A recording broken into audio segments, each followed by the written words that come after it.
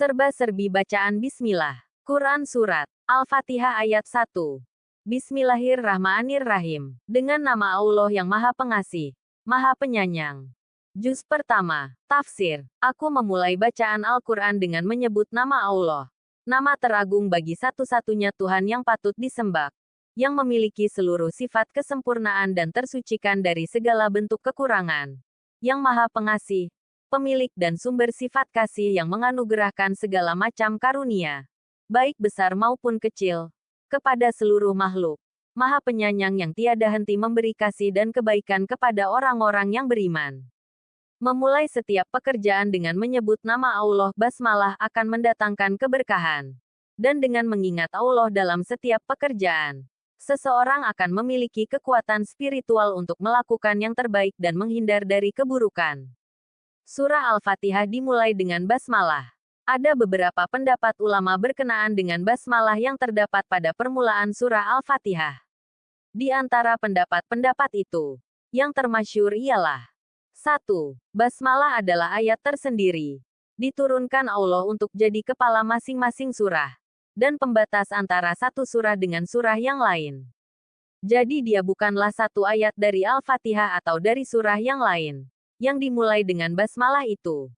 Ini pendapat Imam Malik beserta ahli qiraah dan fuqaha ahli fikih Madinah, Basrah dan Syam, dan juga pendapat Imam Abu Hanifah dan pengikut-pengikutnya.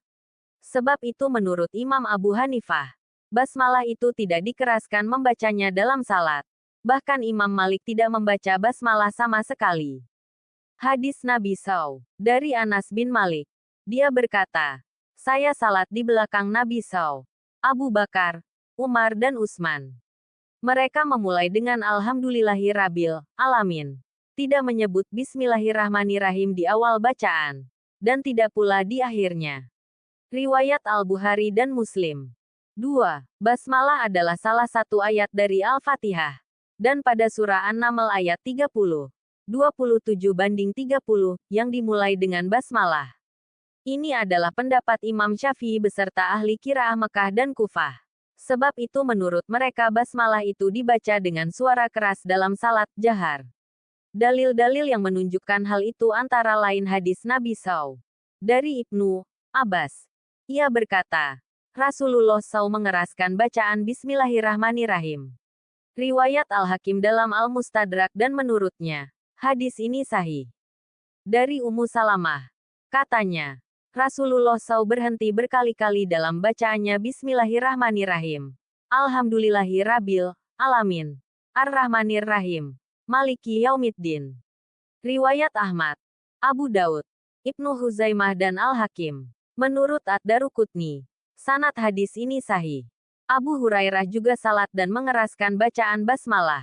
Setelah selesai salat, dia berkata, saya ini adalah orang yang salatnya paling mirip dengan Rasulullah.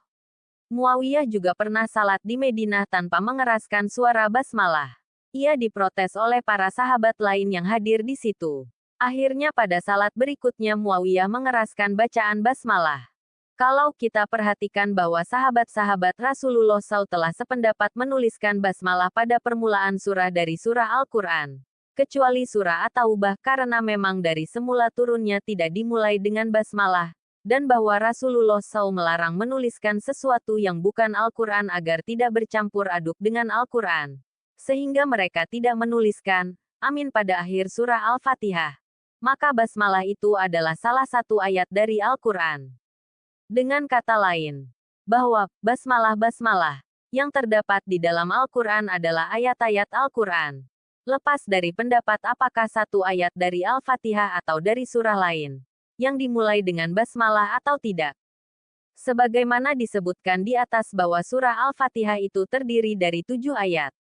Mereka yang berpendapat bahwa basmalah itu tidak termasuk satu ayat dari Al-Fatihah, memandang adalah salah satu ayat. Dengan demikian ayat-ayat Al-Fatihah itu tetap 7.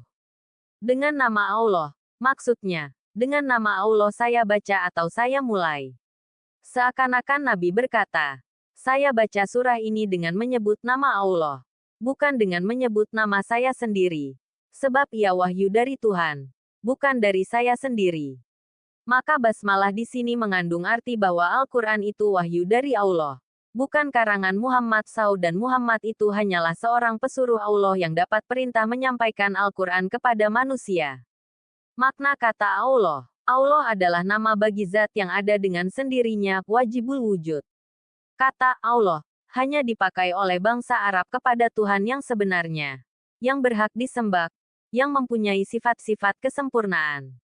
Mereka tidak memakai kata itu untuk Tuhan-Tuhan atau dewa-dewa mereka yang lain. Hikmah membaca basmalah. Seorang yang selalu membaca basmalah sebelum melakukan pekerjaan yang penting, berarti ia selalu mengingat Allah pada setiap pekerjaannya. Dengan demikian ia akan melakukan pekerjaan tersebut dengan selalu memperhatikan norma-norma Allah dan tidak merugikan orang lain. Dampaknya, pekerjaan yang dilakukannya akan berbuah sebagai amalan ukhrawi. Seorang muslim diperintahkan membaca basmalah pada waktu mengerjakan sesuatu yang baik. Yang demikian itu untuk mengingatkan bahwa sesuatu yang dikerjakan adalah karena perintah Allah, atau karena telah diizinkannya. Maka karena Allah dia mengerjakan pekerjaan itu dan kepadanya dia meminta pertolongan agar pekerjaan terlaksana dengan baik dan berhasil. Nabi SAW bersabda, setiap pekerjaan penting yang tidak dimulai dengan menyebut basmalah adalah buntung kurang berkahnya. Riwayat Abdul Qadir Ar-Rahawi. Orang Arab sebelum datang Islam mengerjakan sesuatu dengan menyebut Al-Lata dan Al-Uzza, nama-nama berhala mereka. Sebab itu, Allah mengajarkan kepada penganut-penganut agama Islam yang telah mengesahkannya, agar mereka mengerjakan sesuatu dengan menyebut nama Allah. Sumber, kemenak.go.id. Keterangan mengenai Qs. Al-Fatihah. Surat Al-Fatihah pembukaan, yang diturunkan di Mekah dan terdiri dari 7 ayat adalah surat yang pertama-tama diturunkan dengan lengkap di antara surat-surat yang ada dalam Al-Quran dan termasuk golongan surat Makkiyah. Surat ini disebut Al-Fatihah pembukaan, karena dengan surat inilah dibuka dan dimulainya Al-Quran. Dinamakan Ummul Quran induk Al-Quran, atau Ummul Kitab induk Alkitab, karena dia merupakan induk dari semua isi Al-Quran. Dan karena itu diwajibkan membacanya pada tiap-tiap sembahyang. Dinamakan pula As-Sab'ul Matsa'ani, 7 yang berulang-ulang, karena ayatnya 7 dan dibaca berulang-ulang dalam sholat. Hadits pilihan. Dari Abu Bakar As-Siddiq radhiyallahu anhu. Ia berkata kepada Rasulullah shallallahu alaihi wasallam, ajarkanlah aku suatu doa yang bisa aku panjatkan saat salat. Maka beliau pun berkata, Ya Allah, sungguh aku telah menzalimi diriku sendiri dengan kezaliman yang banyak. Sedangkan tidak ada yang dapat mengampuni dosa-dosa kecuali Engkau. Maka itu ampunilah aku dengan suatu pengampunan dari sisimu. Dan rahmatilah aku. Sesungguhnya Engkau Maha Pengampun lagi Maha Penyayang. Hadis riwayat Bukhari nomor 790.